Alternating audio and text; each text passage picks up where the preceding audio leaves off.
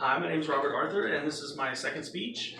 So if I was going to ask you who has been the biggest influence in your life, you might say a certain sports coach who taught you to never quit when things got tough, or a favorite teacher who inspired you to be creative, or maybe a parent who kept you on the right path. For me, my biggest influence was a coach, a teacher, and a parent all rolled into one.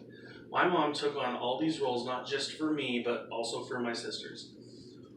And through her work as a teacher and a child care provider, she had positive impact on all the countless children she worked with over the years. So I'd love to give you a few examples of what made my mom so great.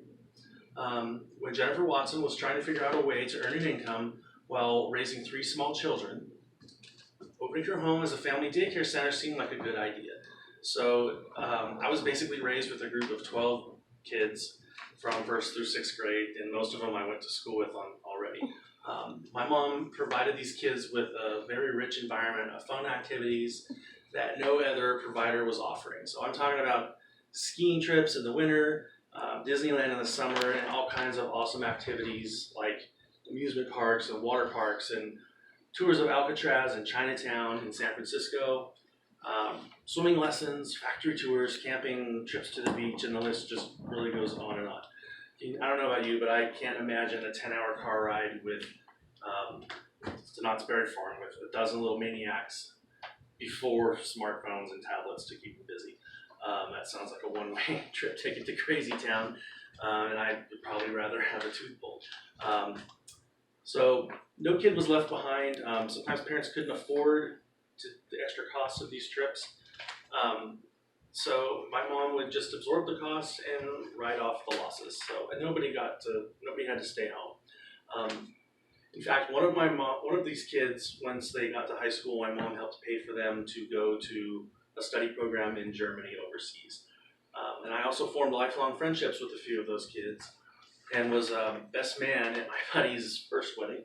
After a hard day of taking care of 12 kids, my mom still found the energy to make dinner, pick up her own kids at school, or from school and sports, drive my butt on a 2-hour round trip to the closest batting cage because I wanted to make the All-Star team that year.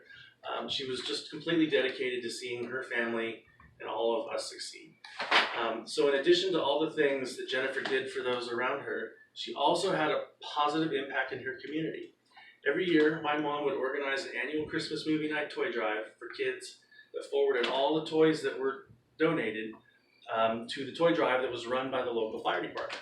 So the fire trucks would show up with their sirens blaring, and they would let all the kids sit in the cab and honk the horn, and it was just a really good time for the kids. So I really hope you can see what an amazing and wonderful person Jennifer Watson was.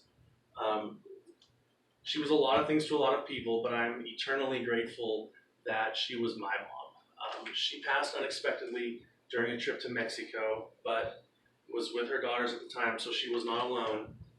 And I dropped my mom off at the airport and talked to her for the last time, and I'm just thankful the last thing I was able to say to her was that I love you. Thank you.